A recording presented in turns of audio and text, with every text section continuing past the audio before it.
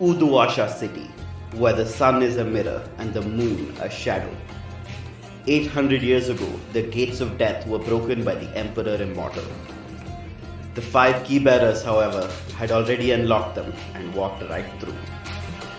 It is in Uduasha city they dwell. Now, the ghost field breathes next to our reality, lit by the eternal flame of the well of Udu. It is a second skin, a place where thought and will struggle against gravity and light. In other places, the dead congregate in the ghost field, but in Uduasha, the well city, the hell city, they fall straight into the flames. See its glittering districts: Kshitijpur, where the rich plot to buy the horizon; Bunda West, where the refugees of 2 different nations flock; and Pasarhandu, the vertical maze of market and murder. And here is Udepat, where the ceaseless temple resides. Its inhabitants, a family, a snake, and a god. The temple has stood since before the gods of this world were forgotten. Watch as it turns the wheels of revolution. Welcome to Desperate Attune, an actual play podcast about people who take risks so they can survive against the odds.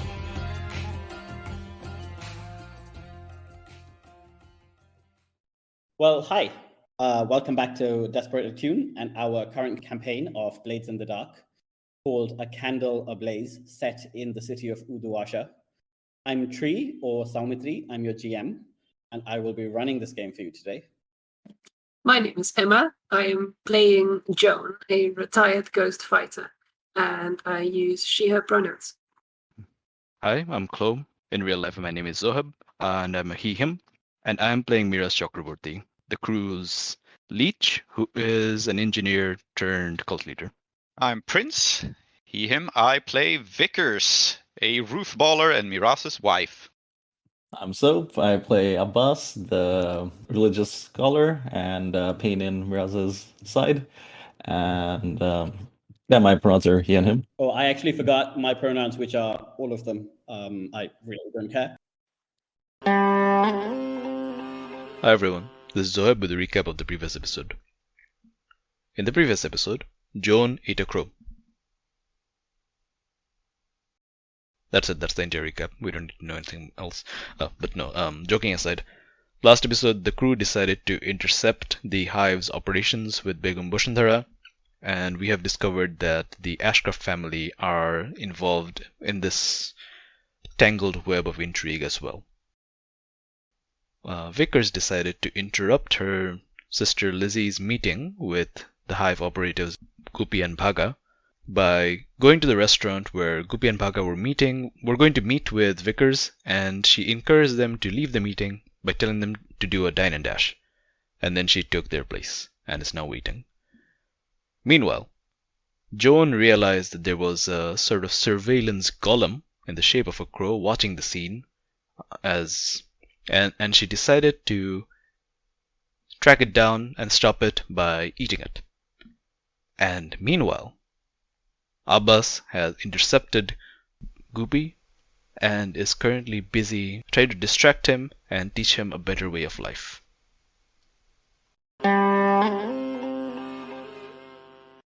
Yeah, and at that moment I will call over. I wave to her. Yeah, I will also wave. Yoo-hoo, Elizabeth! Come on, Lizzie! you sit down. Yeah. Lizzie, get over here. This is not. I can't. Yeah, sorry. I say I as if I'm Elizabeth. Elizabeth can't say no, which she really wants to. So she will approach, sit down.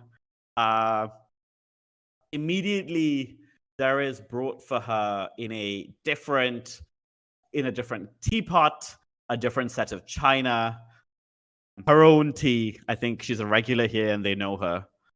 And it's brought to her steaming hot at the moment that she arrives. And she looks at it and takes a sip and just raises an eyebrow at you in order to hide her confusion.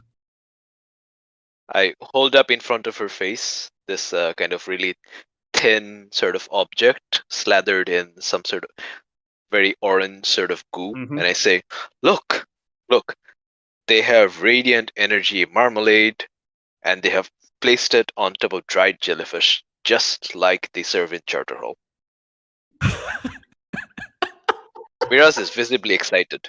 It's not like trying to annoy her. This is like great. Yeah.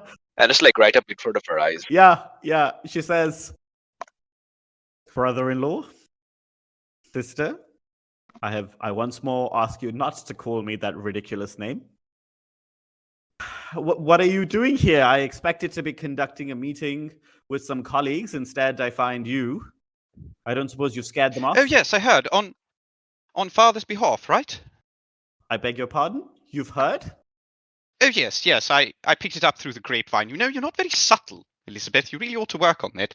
Half the city knows, I should think. Oh, she's spitting mad now because she's like, I beg your fucking pardon? Are you saying that I, Elizabeth Ashcroft, right?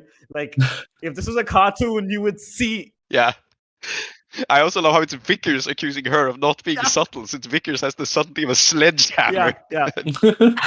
Yeah, I think. The dried jellyfish is still in front of her eyes. Yeah, if this was a cartoon, you would see her head like build up steam, literally, right? And she says, well, not that it's any of your business, but I am conducting an investment on behalf of Ashcroft Industries. I believe that it will pay off handsomely for us, and I do not see why you would be concerned with it in any fashion whatsoever. No. You must understand, Lizzie. And then he kind of like puts the sort of like jellyfish cracker down, and he like puts it down hard enough on the plate that it makes a little snap. And then he kind of gives a little ironic smile and says, "Now, Lizzie, if I hear that my sister-in-law is now in cahoots with the Hive criminal organization, then that reflects very badly on the Chakraborty name, and I can't help that." You've been in Dustfall. What kind of an amateur are you? Don't you know about the Hive? Elizabeth Ashcroft of the Ashcroft line will say, is this meant to be funny? Are you attempting a joke? No, not at all. Not at all, Elizabeth. We're worried. We're looking out for you. Now, you look awfully red and flushed. Look, this is not good for your blood pressure. Miraz, give me some of that medicine. Yes. And then he like slams it on the table. What the medicine that I'm going to give her, by the way, is, which I know Miraz has a supply of, is trans powder. Okay. I mean, if you wanted to take anything that you give to her, it's going to be a roll. I know. But you have set yourself up very well for this in that she's already so angry that like just one push in the right direction will have her do whatever you want her to do. Whether, Vickers and Miraz are doing this on purpose, we don't know. But, Yes. No, so I think this is like a drug that makes people suggestive and whatnot, but it also is a sedative. So this is kind of a two-edged thing. Like, this is genuinely something that Vickers... I mean, let's remember, this is a Victorian setting, right? Yeah, people do sometimes take like heroin for their nerves. Yeah. So that's basically what we're going to do here. We're going to give her some like hard drugs for her nerves. Yeah. And then incidentally, if that clouds her judgment a little bit, that's just a side effect, right? And I think the truth is that like, because she's a noble and because it is this kind of setting, it's not necessarily that she has not taken it before. No, exactly. So, it is for the nerves. It is calming, and I mean Vickers disagrees with it because it's factory made, but it is genuinely a nerve medicine. Yeah, it is also somewhat insulting, I think, to your sister because it implies that she needs it. Yes. However, I think I am in a position to command now because this is Vickers in her element, which he was like, "No, I insist, you must take it." And so you are touching on, the famed. You are the elder sibling. He's always been the younger one. Yeah. So yeah, absolutely. Can we just get straight? Like, are we trying to take what she has from her now directly, or is there or do you guys have a more elaborate plan in mind? I don't really know that we have a more elaborate plan. I have not thought further ahead than that it would be great to get her in a state where we can like trick her easily, and if we drug her, we can trick her easily. Whether that means like giving us the letter or whatever she's carrying, or whether it means going along with her and finding out more, I don't really know. So if you have a plan, absolutely go for it. I do have a plan, but let's see this. Let's see this resolve first. Okay, so what's my position and effect to order her to take her medicine? Yeah, so I think you are in a. First, let's say that you will have great effect here. I think unless something goes very wrong, her saying no, I'm not going to do this is not. She will just look more petulant, right? But I think that you are in a risky position because I think what is going to happen is that if she is under the influence, she's also more likely to act unwisely towards you, generally. Like all of her mistrust, all of her, whatever the trauma is, right? Like, is much more likely to just bubble up from the surface, to the surface. Yeah, risky, great. I wish to aid you. Thank you. And I think the way I'm aiding you is that, okay, so it's transporter, right? Mm-hmm. But I think, sorry, did you describe how we are disguising it? I just said, like, give me some medicine for her nerves. So I'm literally, I'm not even really asking you to disguise it. I'm just like upping the dosage. I think there's a small, like, sort of jar, the clay jar, and then Miraz puts it on the table, and then he kind of leans in, and very seriously and without any shred of irony, he starts saying, "Look, Lizzie, look, this is okay. I'm with you, right? I prefer the scientific method. I like to get the patent pills. I have subscriptions and all of that.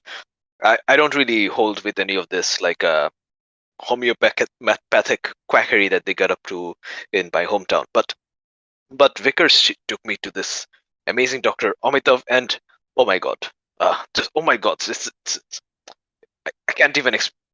He's the real deal.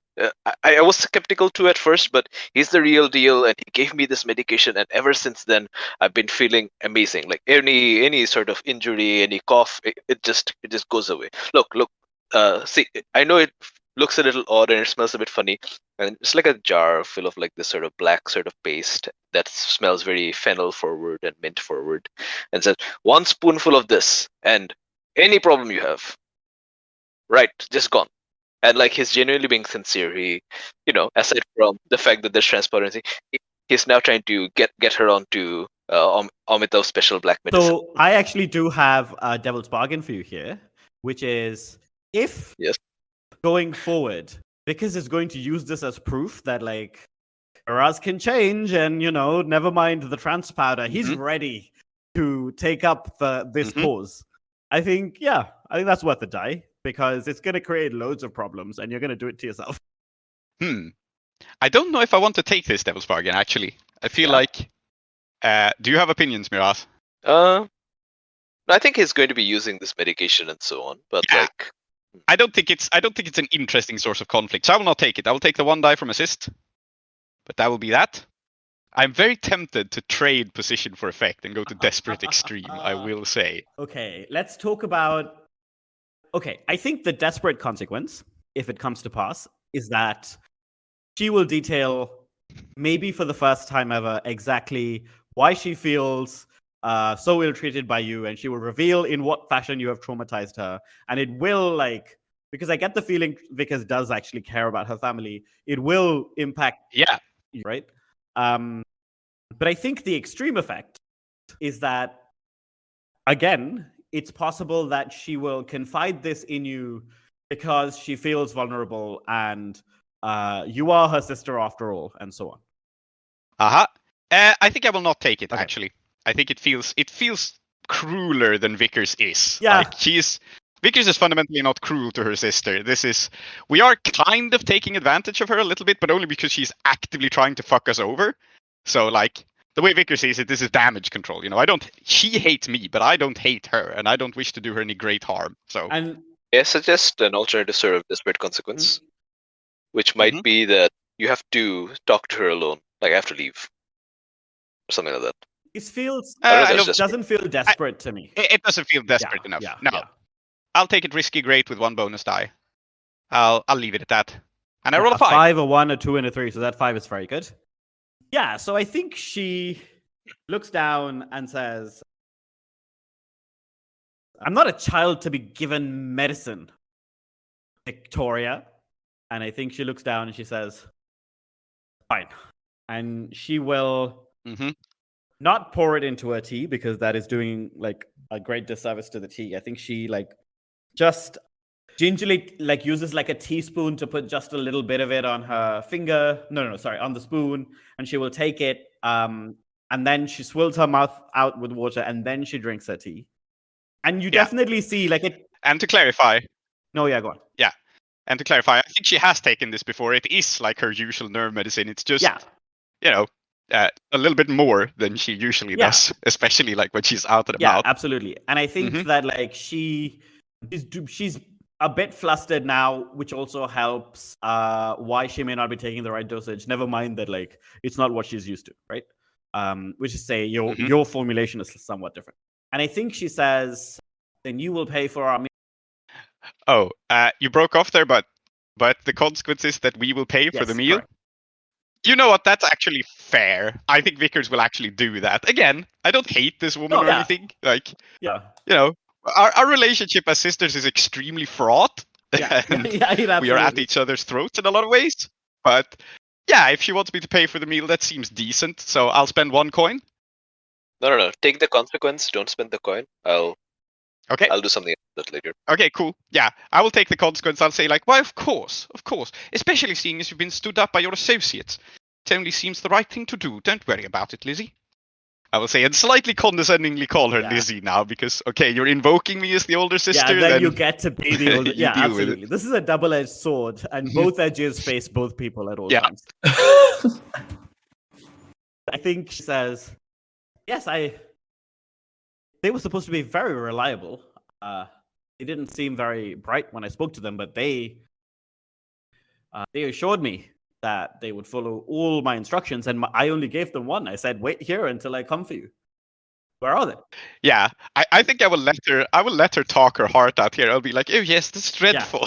Just be a good listener while like the powder takes its effect and she's put in more and more of like a suggestible state. I think like she like you hear like all of the things that have annoyed her, but at some point she rambles. She begins to tell you what happened this morning, right? And what happened this morning was the culmination of something she's been planning since your charity roof ball event, which is that she tells you, it's been annoying trying to get their father to agree to this, but he finally saw that it was the right thing to do, which is that while we are designing the engineering for the airships and while we are,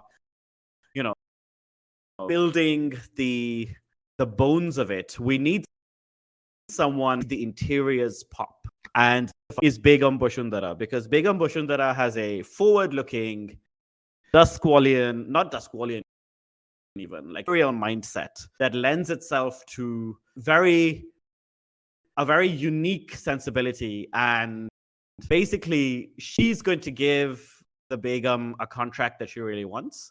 The Ashcrofts get an influential high society person in Uduasha buying into the airship thing, and the Hive get, fingers in both pies. So until you came along, this was great for everyone. So this bribe is not so much a bribe, but a contract. Yes. Yeah. Ah, yes.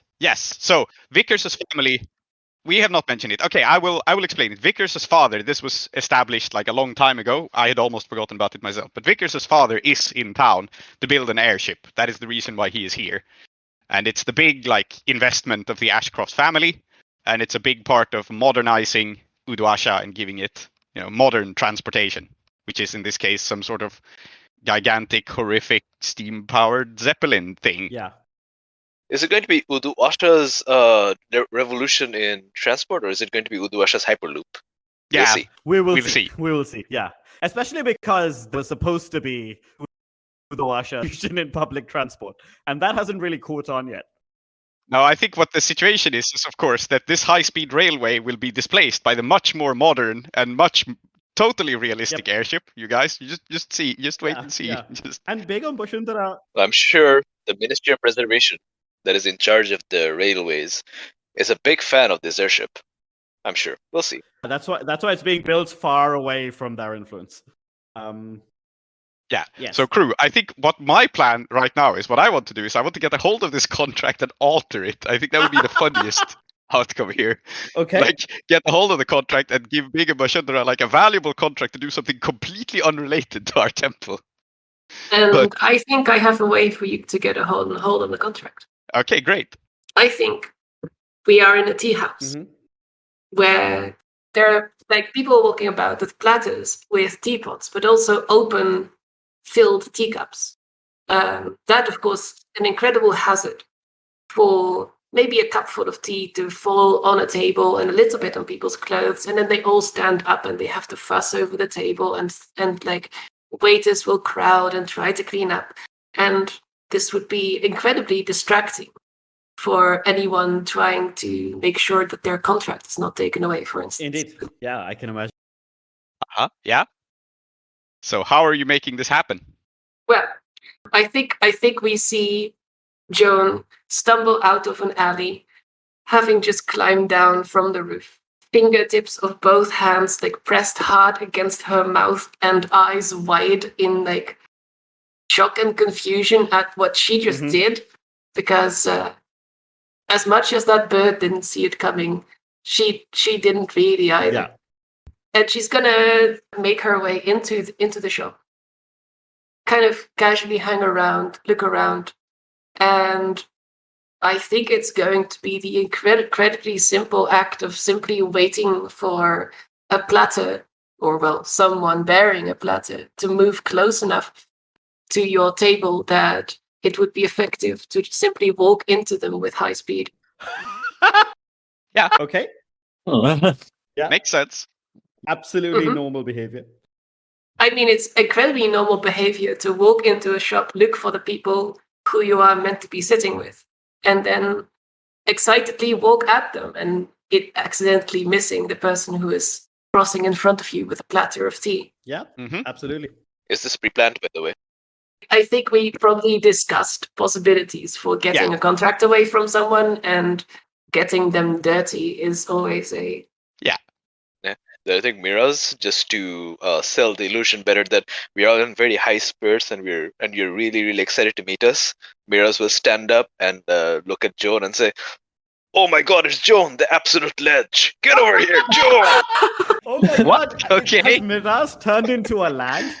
He's cosplaying the young men that he met in Charter Hall University. Yeah. right. This is what Yeah, men that talk is like. that is isn't it? absolutely what men talk Of like. course. Yeah. Mhm. The absolute ledge. Excellent. I have to, but this is how roof bowlers He's not sure what architecture has to do with talk.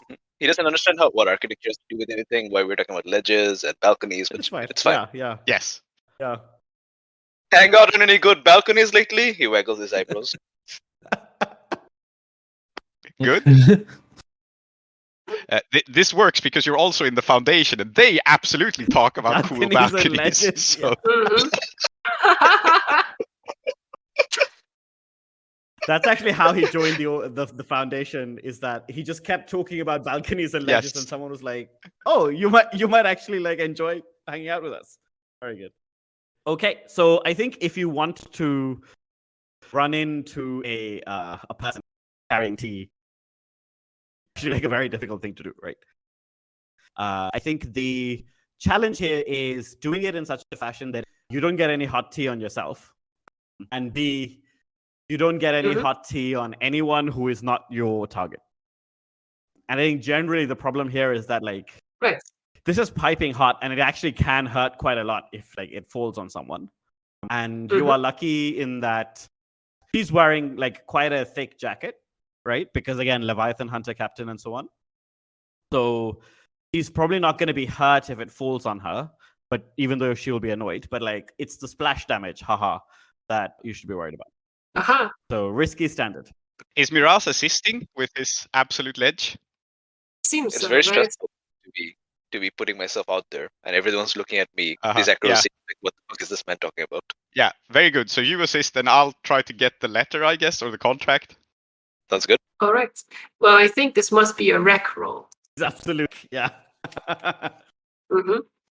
We will see what we are wrecking. Reputations, tea platters, Ourselves. dresses. Yeah. That too. What should be position effect? Yeah, I think this is risky and it's standard. I think the risk here is Mm-hmm. harm to generally, yourself, other people, and so on. And I think you can do this, which is that you will induce her to take her jacket off.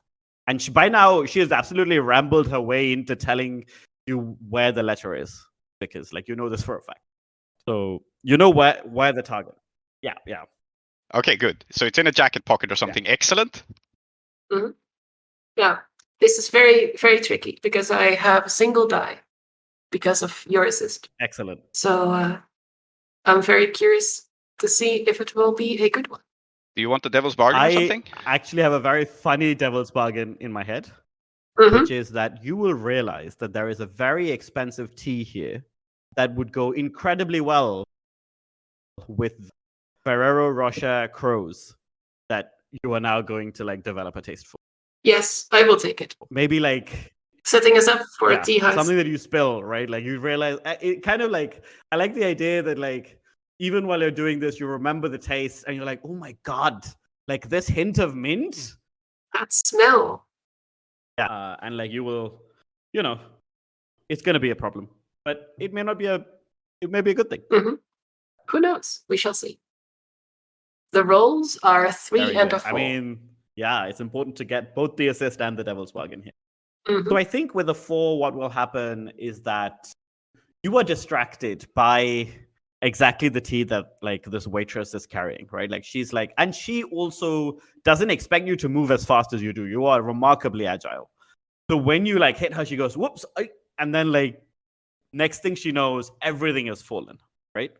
And I think that the consequence here is actually, I think that Elizabeth is quite badly hurt. I think there is some of the tea has fallen on her face and it's burnt her, and she's crying out in pain as if to be oh my god, that's terrible. And you probably hear her be more uncouth than you've ever heard her before, right? So rather than the problem of, oh no, I've ruined my jacket, this is much more, oh no, I'm in genuine pain.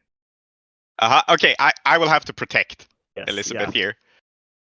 It's just I'm a responsible big sister. Yeah, I put her in this situation. Yeah, I want to point out that Elizabeth is low-key trying to kill me for the inheritance, or at least get me disinherited. So I'm being very nice to her by comparison. But yeah, it's the kind of person Vickers is. So I will resist with prowess, and what I will do is as this. She probably does get some of the tea on her, but Vickers just moves very, very quickly, and of course, having a purse equipped with everything you might need, she's one of those people who can just snap out some wet tissue and moist towelettes or whatever at a moment's instance. Yeah. And so that is what I'm going to do. Excellent. And I will roll prowess because I'm resisting this by moving quickly. I think if you move quickly enough, and oh my god, so you rolled a 6, a 2, and a 6, and when you roll a critical, I roll a critical hit on my resistance rolls. And when you do that, you actually remove 1 stress. So please tell us, why is this oddly You really relaxing? love your family. Why it's oddly relaxing for me? I know why I am stress relieved. Because I've realized that not only do I have moist towelettes or wet tissues, I have Amitabh's burn cream. And I will put the legendary green medicine on her face and know that she's going to be all right. I think you can use the black medicine for the same purpose, actually. Yeah, yes, Amitabh's all-purpose injury reliever. Oh my god! And They all work. It's just wonderful. Yeah, I will fly up and fuss over her and go oh dear, Elizabeth, are you quite all right? Here, let me put this on your face. Do take off your jacket, it's scalding. Yeah. And so, I'm going to put medicine on her face and take off her jacket with the contract in and it. to be honest, it works. She's still I think not as badly hurt now. She's just a bit reeling from the experience, and because she's again not in full possession of her wits or whatever, she's very I know, I will do whatever you say.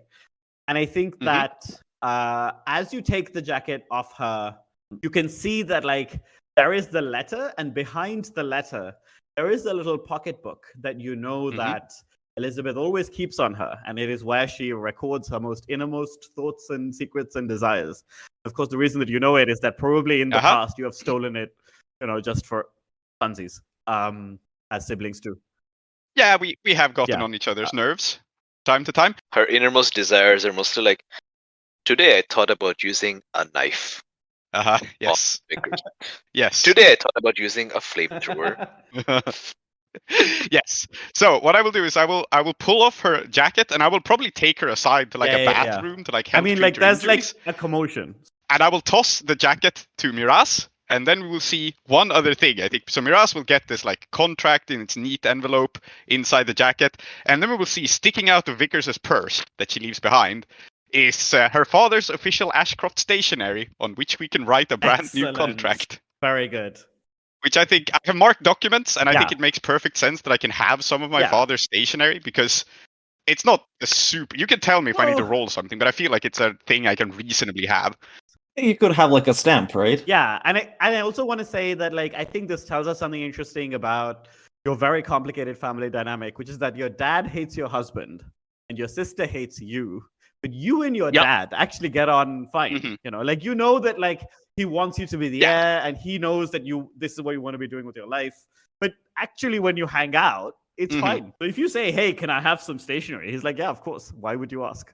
Do you not have a signet ring? I think getting his signet ring would be more complicated. That Yeah. we may have to forge. No, I was just surprised that you don't have one. Like a seal or something, you know? Oh, yeah. Like the wax maybe- stamp. Maybe I do actually. Yeah. Okay. I'll say this. I established in the beginning that he signed this contract. Now, nobody knows that except him Yeah, okay. and Elizabeth, right? So if Boshundara got a contract with just a stamp on it, he wouldn't necessarily think something was wrong. But your dad would definitely know something was wrong when he Yeah. inspected that contract. The thing is, we will still have to forge the signature and so on. This is why I'm leaving this to Miraz, who's very Yeah. good with his hands. And we have the original contract with Yes. the signature on it, so you could just like put a light behind it and like Yeah, copy it or something. I don't know. We will need to find some time for you to write a new contract, but I think it is something Miraz can do. You can correct me if I'm wrong, but you did establish, I think, that Miraz is quite meticulous and like good at this sort of Yes. thing. Yeah, it should be good. So you have some blank paper and you have the contract, and you can like basically copy it entirely, signature and intro and everything, and just like change the location, essentially. Yeah, I think in that case, let's just briefly cut back to Abbas because I think enough time has passed that Goopy is now getting like quite like nervous, right? So I'm going to do two things. The first thing I will do is I will text this hive reinforcements clock again because time has passed. And the second thing that I will do is that I will point out that like Goopy is himself somewhat like we only established that he was being stoled, and I think you are at the edge of like that establishment. So he's now being like, I have to find her. I don't know what's going on. Probably now, in fact, he's saying maybe she's back at the tea house now, and maybe he's gonna look at Abbas and say, "Is there any way like you disguise me or something? I can't go back in there, but like I just need to know if like you know." And he wants someone to go and check, and the only person he can ask is. All right. Because I was thinking, so I was thinking if I could just like keep talking to him this whole time to keep his mind You off. could absolutely, yeah. I think if this, that's what you want to do, that is definitely possible. Especially if you are doing this in a way where like he's not super nervous. I think if he's in the general area, in his mind, he's thinking, I will catch her. He doesn't know he's already missed. So as long as you just want to like hang out with him, that's very doable. Because the plan was to basically talk his ear off to the point where like I essentially numb his brain and he can't focus on what it is that he Yeah. was actually Incredible. supposed to Yes. do. Yeah, I mean, Goopy, you know, it's actually very unfair that you go into a restaurant like this and Lizzie doesn't even tell you how the payment systems work here. Do you actually know, Goopy, that in this restaurant the chef is Iruvian, right? And how many coin did you say you have to pay for this meal? And do you know how much of it actually goes to the chef? Almost nothing, right? Just think about this, Goopy. Think about it for a second, right? It is us Iruvians who are going into this accuracy restaurant with our money, paying the accuracy who don't then pay us back for the service. Now, actually, I am beginning a newspaper, okay? And I would really love to interview you on the labor. Sorry, please go on. I really love to interview Goopy on the unfair treatment of Iruvian labor in the city, ever since the accuracy influence has really taken hold here. And you're here. I have a notepad. I think if you don't mind, I can ask you just a few questions about just how you're feeling about the job that you're doing. Do you feel like you're being fairly treated here? Yeah, okay. So you can absolutely do this. There's a few things here, all of which I'm interested in. The first is the idea that you're going to interview Goopy as someone who is working for an Akarosi crime organization instead of an Iruvian crime organization like a Patriot would. The second is that... That's fine. It's fine. It's from the diagram. Oh, yeah, sure. Yeah. The second is that there is this implication that maybe Goopy might become a revolutionary or might become interested in the newspaper, right? In some fashion. Maybe he's got a poet's heart. You don't know. And the third thing that strikes me is that you could just simply be working on your long-term projects to do the newspaper, right? And you could be choosing to do that willfully, while in fact everything else is going on over there, and you've just chosen to take this moment to go, you know what? I could just further my own agenda for a second. Don't worry about it. So all of these things are interesting. Yes. So remind me, Goopy and Vaga are they are Yes. Iruvian workers for Dagger Isle. Okay, yeah. Then Abbas is obviously interested in their plight, especially because they're working, for a foreign criminal organization. What would drive a man to? Yeah. All right, but I think in terms of driving his own agenda, this is the kind of man who's almost kind of absent-minded. He's like, oh right, yeah, we're doing so. He's completely just I think Abbas is genuinely having this is almost not manipulation, right? Abbas is genuinely gonna have a good time talking with Goopy about this stuff, and then forget that he's doing a score. In fact, I like the difference in texture of everybody in the tea house is talking proper Akarosi, and in very refined accent, and then you and Goopy are basically the only thing missing is the chai stand where you were drinking chai and smoking a cigarette and chatting, right? In Iruvian. And I think, this is absolutely possible. I almost don't even think there's a risk here in that you've already kind of accepted that you are going to be separated, right? So given that that's kind of... I know. I have a suggestion for what the risk might be. Sure. Which is maybe you can interview Goopy, but maybe you could even get him to write his experiences for you. And maybe Goopy is one of those people who, when someone lets him write, he writes a lot. He writes his soul out. Yeah. But he's really bad at it. So if you have to publish him, it's actually not going to be very good for your circulation for the magazine. Yeah. Because it's very tedious. Yeah, so let's say then that I hesitate to assign a position because in my mind, this is truly beyond desperate because I've been in the position of trying to edit copy that is impossible to edit. The only thing you should really be doing is throwing it in the bin. And so let us say that it is the kind of role where, depending on how you roll, this will be the quality of the work that you get out. And a 1, 2, 3 is truly bad. I wonder if one of the consequences, because I've got a clock going about the progress with the newspaper. I wonder if this might turn the clock back because so much time has to go into because just so much time has to go into editing his work. The problem here is that his work itself would advance, right? So you'd be kind of 6 of one, half a dozen of the other. So rather than that, I think Isn't that a reasonable consequence though? If this role generates a consequence, then the consequence is the newspaper's hurt and the progress goes backwards. Okay, I'm going to. I think I should roll study because I'm trying to get usable information out of him. I wonder because I don't think. I think you could. Yeah, I think you could roll study here. I don't think that is impossible, but I think study indicates quite a different approach, right? It's not you just chatting to him necessarily. It's that actually what you're really focusing on is getting the information out, right? So in fact, let's say that the consequence here might be that you reveal something about the temple to Goopy inadvertently, right? Because you're just so focused on getting the information out that you don't realize you've said something. But yeah, I was framing it as I have to ask the right questions to get anything usable, or like kind of like a journalist, right? Like, so I wonder if that's more of study than say concert, but and the consequences that might be different. So Yeah. I think like consequences are different here. The reason that I suggested that with study you have this consequence of like letting something slip is precisely because you are so focused on the studying that you might not be paying attention to the talking. But I don't think that makes sense as much for Abbas while you're talking, because you're actually good at talking also. you know what? Let's just go with concert. I think like I'm talking to him as a friend almost, right? So let's do that. 5. 3 and a 5.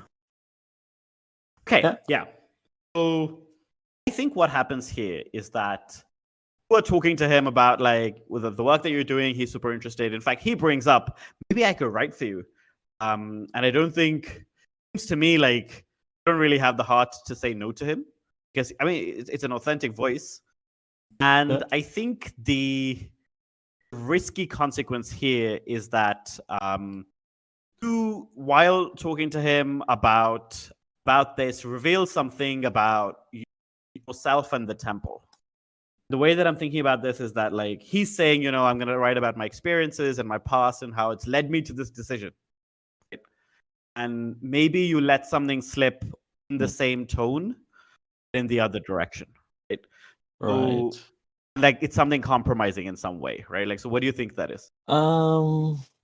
I might let something slip, I think, because I think Abbas has been a little bit cagey about, like, he's mentioned before that, like, he's wary of giving into violent side of himself, right? Like, he's mentioned this to the doctor, Parnasan, and he doesn't want to go down this route, and I think he might let slip that, something about either like being associated with the other contact that Abbas had, which are now his one of his rivals is the Tardal Achadib, the IRA kind of stand-in here, right?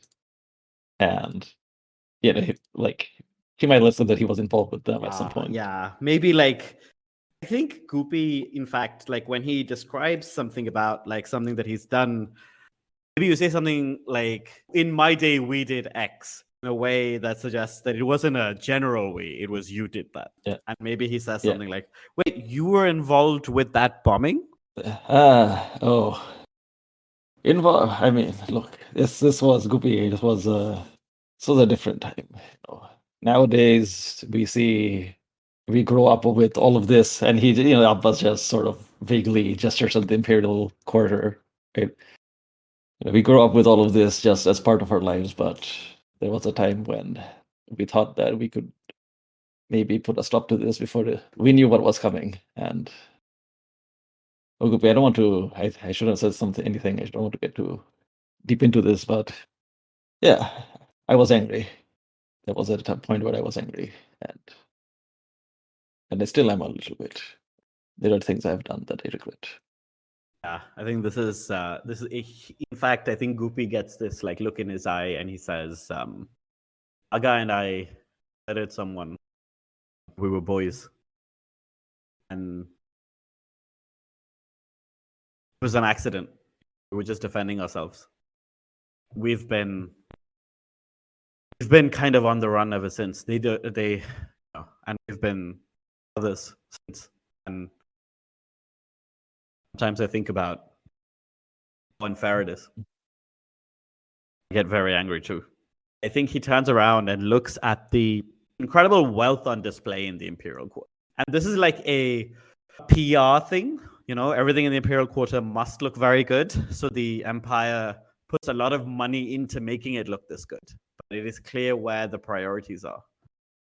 I think he's looking around as if to say, if they hadn't spent the money on this, maybe I would have been better off, and maybe like my best friend would have been better off. And then he turns around and says, we should write about this. Yeah, we should write about our experience. We should write about our pain. And he's like convincing himself now, this is absolutely what we must do. We must, but we must also be careful not to go down a path from which we can't return. Not paths from which we can't return. You turn around and then you can return from them. It's totally fine. Don't worry about it. Yeah. Yeah. I think this will actually draw a little bit of a smile from us. Like, maybe you're right, Goopy. Maybe people can always change. At least that's what I try to believe. But for myself. Yeah. Like Molosim, he was really cool, when we first met him, and then he became a sniveling wreck. So, yeah, you never know. Said he went missing. I wonder if he's okay. Oh yeah, I'm sure he's doing. Oh, he's have you doing heard from fine. him? Don't worry about him. I've heard about him. He seemed. I think he's doing I better don't think now. this man is smart enough to pick up on like your nervousness or the fact that you're lying, but it's No, Um, I'm not lying. I've definitely right. heard about Mortal Sim, and I've heard that he's doing okay. Yeah. Okay, excellent. In that case, we can cut back to the incredible scene inside the tea shop, which is so different, and what is going on outside.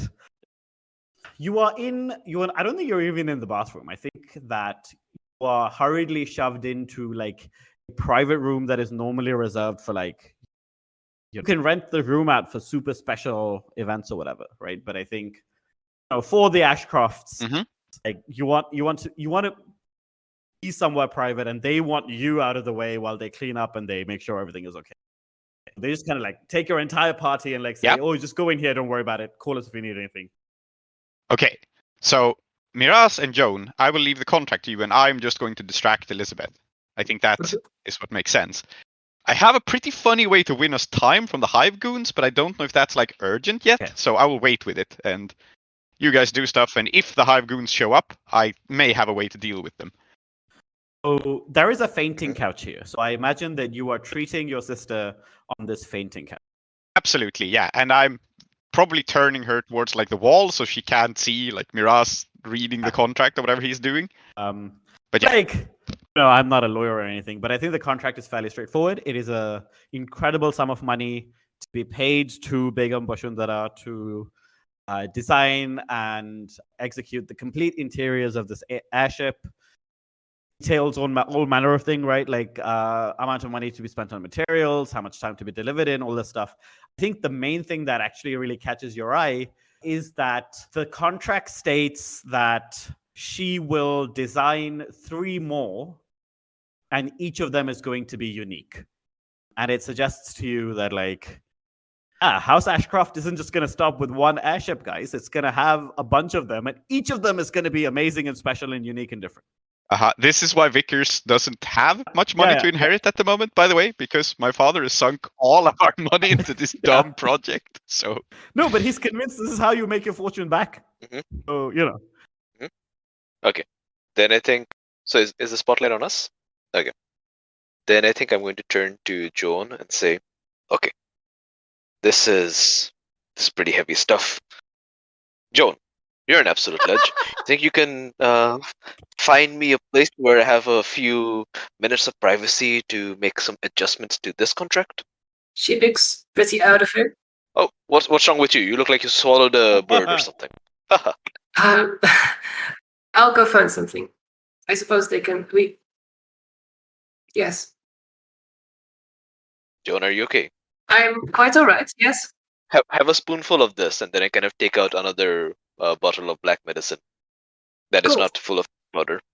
Oh no, I don't think eating more will help. I'm just feeling a little bit queasy. Yes, I see. It's my joke about the bird. Very funny. Yes. The banter and all that. Okay. If you aren't feeling well, I can try to do it myself. Okay. No, I will go find you a place. It's just I'll be a distraction. I'll make sure no one comes in. How about that? Okay, excellent. Okay. All right. And then Miraz is kind of like looking at the contract. I think what I'm going to try to do is instead of writing out a whole new substitute contract with the same thing, which will take a lot more time, I'm going to use some sand and stuff to kind of like blot out. So just so that I'm clear, Begum Bashundara is an investor in this project. She's not an investor in this project. She is a consultant on this project, and she's being paid very well for time. Okay, so there's money from the Ashcroft family going into her bank account. And this is also a bribe to get her to be antagonistic towards us. Like part Okay. of this deal of the contract is for her to like screw with us, and we don't want that. It's kind of more unwritten, but it would have been made clear face to face. Fair enough. And so blows out our brief candle. I named the disciples of the ceaseless temple thus, with both their false names and true. Soumithri, called Tree as the GM. Zoheb, called Klow as Miraz. Prince as Vickers. Emma as Joan. Aadiyat, called Soap as Abbas. Blades in the Dark and the original inspiration for Udo Asha by John Harper and Evil Hat Productions. Iruvian playbooks by Johnstone Metzger. Jalandhar intro music by Kevin MacLeod. Outro music in Keeravani Ragam by U. Srinivas. Follow us at Desperate Attune on Twitter or email us at desperateattune@gmail.com. Support us at ko-fi.com/desperateattune.